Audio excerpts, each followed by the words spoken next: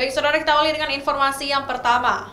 Direktorat Lalu Lintas Polda Aceh dan Satlantas Polres jajaran memberikan pengawalan dan pengamanan dalam distribusi program nasional pemberian makan siang bergizi gratis bagi siswa sekolah di sejumlah sekolah di Aceh.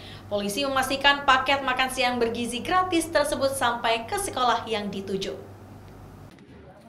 Untuk mendukung program nasional makan siang bergizi gratis, Polantas Aceh berkoordinasi dengan sekolah-sekolah dan Badan Gizi Nasional untuk melakukan pengawalan dan pengamanan paket makan siang bergizi gratis dari pengelola hingga sampai di sekolah tujuan, terutama memastikan tidak ada hambatan khususnya di jalan raya.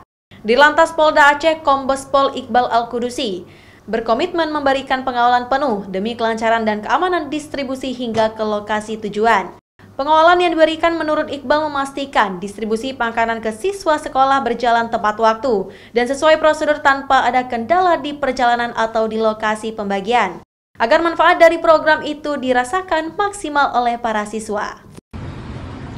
Hari ini Senin tanggal 6 Januari 2025, pemerintah Provinsi Aceh maupun Kabupaten, ada 6 kabupaten kota melaksanakan kegiatan makan siang bergizi gratis. Ditlantas Polda Aceh dan Polres Satlantas Perjajaran dalam rangka mendukung kegiatan tersebut memberikan pelayanan pengamalan maupun pengamanan. Tugas kami adalah memastikan bahwa distribusi tersebut sampai kepada tujuan, yaitu anak-anak PAUD maupun siswa-siswa SMP sampai dengan SMA.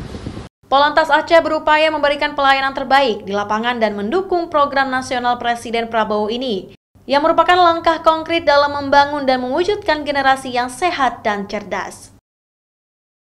Mustajab, Kompas TV, Banda Aceh.